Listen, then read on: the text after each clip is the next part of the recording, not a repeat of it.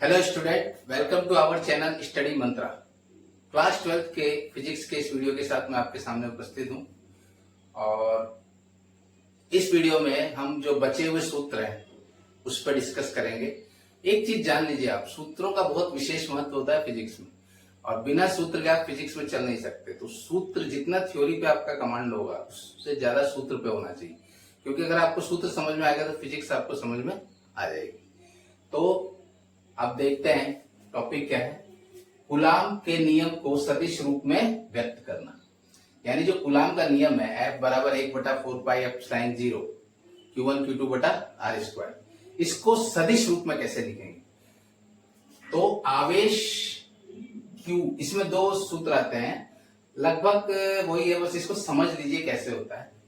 आवेश Q2 के कारण Q1 पर लगाया गया बल, यानी फोर्स किस पे लग रहा है, Q1 पे, और लगा कौन रहा है, Q2। तो F लिखेंगे, बल को F से व्यक्त करते हैं, इसके ऊपर तीर का निशान लगाएंगे क्योंकि वेक्टर फॉर्म है। अब किस आवेश पे फोर्स लग रहा है, 1 पे लग रहा है, तो इसलिए 1 को पहले लिखेंगे। कौन आवेश लगा रहा है, 2 लगा रहा है, तो 2 को बाद में लिखेंगे। इक्वल टू 1/4πε0, फॉर्मूला ही है, और दोनों आवेश का गुणनफल हो जाएगा Q1 Q2, और R जो इनके बीच की दूरी, तो R जैसे यहाँ 1 2 लिखा है वही चीज यहां जाएगी 1 2, और ये स्क्वायर हो जाएगा। अब इसका जो है इकाई सदिश भी लिखेंगे, तो R12 पे ये कैप लगाया जाता है, इकाई सदिश पे यानी यूनिट वेक्टर पे कैप लगाया जाता है। इसी में दूसरा है आवेश Q1 के कारण Q2 पर लगाया गया बल। अब किस आवेश पे बल लग रहा है, Q2 पे लग रहा है, यहां पे किस पे लग रहा था, Q1 पे। तो F लिखा, उसके ऊपर तीर का निशान लगाया। फोर्स किस पे लग रहा है, 2 नंबर पे, तो 2 पहले आएगा, लगा कौन रहा है, 1, तो 1 बाद में। अब इक्वल टू 1/4πε0 Q1 Q2 दोनों आवेश का गुणनफल जैसे इसमें है। R21, यहाँ 21 है तो यहाँ भी 21 ही आएगा, स्क्वायर हो जाएगा, और R21 पे ये क्या हो जाएगा, कैप, यानी इकाई सदिश, यूनिट वेक्टर आ जाएगा। तो ये परीक्षा में पूछता है, तो जब 1 नंबर में पूछेगा तो आप यही लिख देंगे, यही उसका आंसर है। क्वेश्चन कैसे आता है कि कूलाम के नियम को सदिश रूप में व्यक्त कीजिए, तो उसका यही आंसर हो जाएगा। ठीक है, चलिए अब अगला सूत्र देखते हैं। आप इसका स्क्रीनशॉट लेना चाहते हैं तो ले सकते हैं, इसका स्क्रीनशॉट ले लीजिए ताकि आप लोगों को फायदा हो। अब इसके बाद हम अगला सूत्र देखते हैं।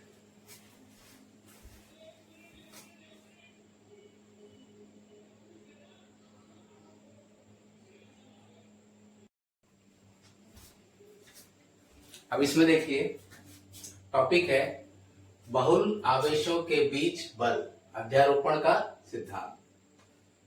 यानी इसमें क्या होता है कि बहुत सारे आवेश मिलकर किसी एक आवेश पे बल लगाते हैं, तो हम उसका परिणामी बल निकालते हैं।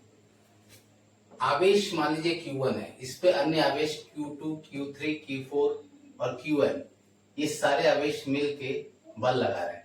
तो इन आवेशों के कारण लगने वाला परिणामी बल क्या होगा।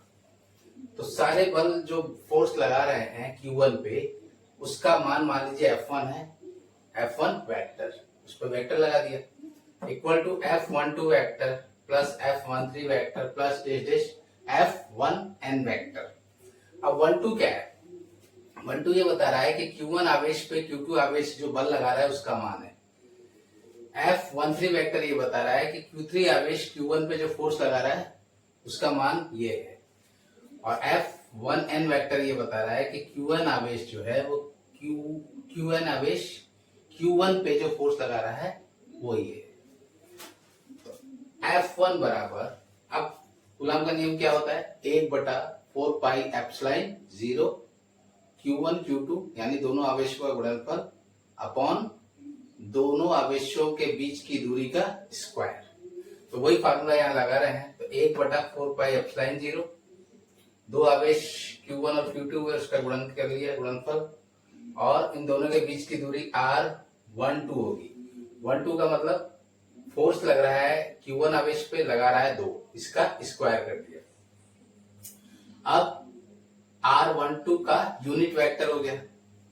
इसी प्रकार इसमें 1/4πε0 दोनों आवेश Q1 Q3, उनके बीच की दूरी r13 का स्क्वायर हो गया और r13 का यूनिट वेक्टर ये हो गया। अब यहाँ पे आइए, 1/4 पाई एप्सिलॉन 0, दोनों आवेश के बीच का गुणनफल Q1 Qn, उनके बीच की दूरी r1n स्क्वायर हो गया और उसका यूनिट वेक्टर r1n। अब देखिए, ये फोर्स हो गया F1 वेक्टर बराबर, इसमें देखिए Q1 सब में आ रहा है तो Q1 कॉमन मिला अपॉन नीचे 4 पाई एप्सिलॉन 0, तो इसमें बच क्या रहा है Q2 और ये r12 का स्क्वायर और r12 का यूनिट वेक्टर, प्लस इसमें आएगा Q3 r13 का स्क्वायर और r13 का यूनिट वेक्टर, डेश डेश इसमें आएगा Qn r1n का स्क्वायर और r1n का यूनिट वेक्टर।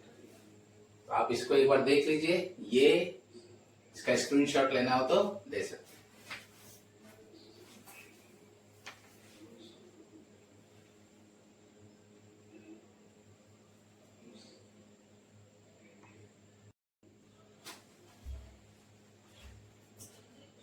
अब अगला टॉपिक है, देखिए विद्युत क्षेत्र की तीव्रता। फॉर्मूला क्या है, E बराबर F बटा Q। E क्या है, विद्युत क्षेत्र की तीव्रता है जिसका मात्रक होता है न्यूटन बटा कूलॉम।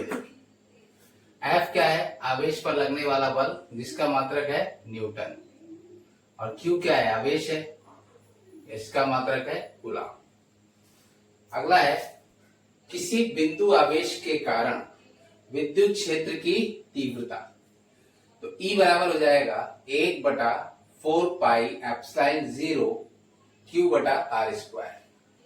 तो E तो विद्युत क्षेत्र की तीव्रता हो जाएगी, Q क्या है, बिंदु आवेश है जिसके कारण विद्युत क्षेत्र की तीव्रता हमें निकालनी है, और R क्या है, बिंदु आवेश से उस बिंदु की दूरी है जहां पर हमें विद्युत क्षेत्र की तीव्रता ज्ञात करनी है।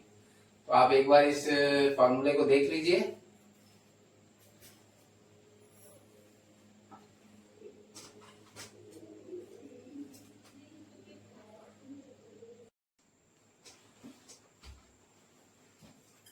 अगला सूत्र देखिए, विद्युत द्विध्रुव आघूर्ण, इसका फॉर्मूला होता है P बराबर Q इंटू 2L। P क्या है, विद्युत द्विध्रुव आघूर्ण है, इसका मात्रक होता है कूलॉम गुणे मीटर।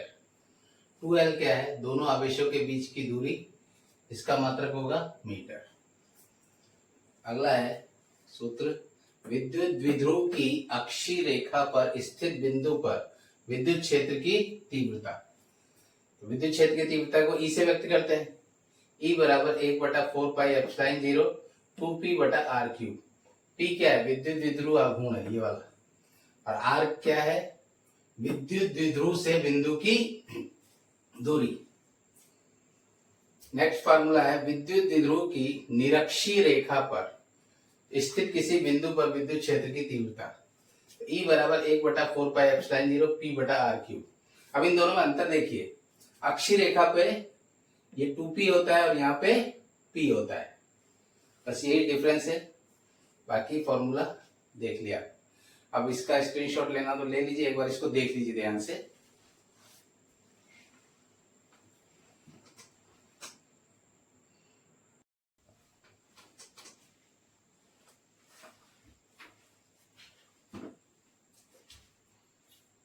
अब देखिए अगला फॉर्मूला क्या है, टॉपिक उसका, सतत आवेश वितरण के कारण किसी बिंदु आवेश पर लगने वाला बल। इसमें 3 कंडीशन है, पहला रैखिक आवेश वितरण के कारण बल, दूसरा पृष्ठ आवेश वितरण के कारण बल, और तीसरा आयतन आवेश वितरण के कारण। ये 1 नंबर में पूछता है, इसलिए इस पर थोड़ा ध्यान दीजिएगा। तो रैखिक आवेश वितरण के कारण फोर्स कितना लगेगा, F बराबर Q0 अपॉन 4 पाई एप्सिलॉन 0 समाकलन L तक उसकी सीमा है। L क्या है, जो रैखिक आवेश है उसकी जो तार है, जिस तार पर रैखिक आवेश वितरण हो रहा है उसकी लंबाई है।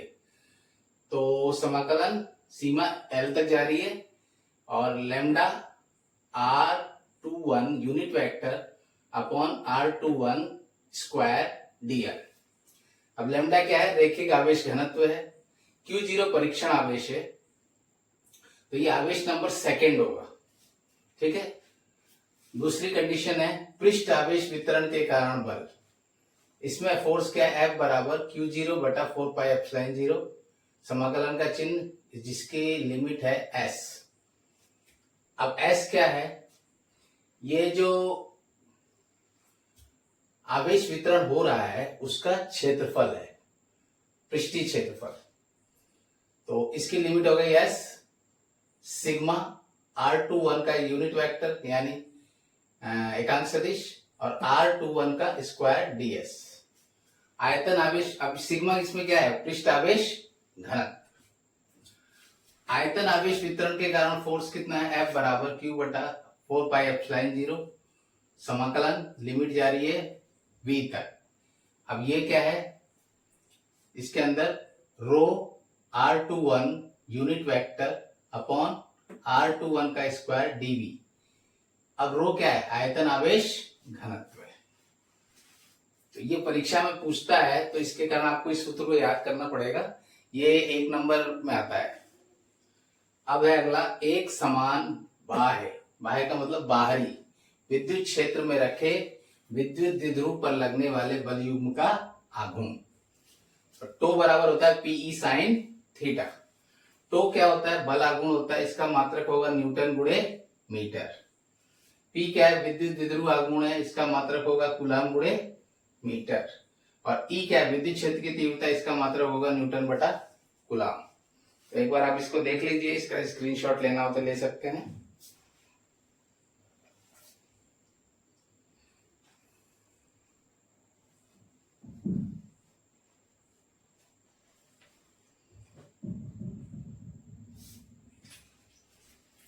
तो इसी के साथ जो फर्स्ट चैप्टर है फिजिक्स का, उसमें जो महत्वपूर्ण सूत्रों की जो सीरीज थी वो समाप्त हो गई।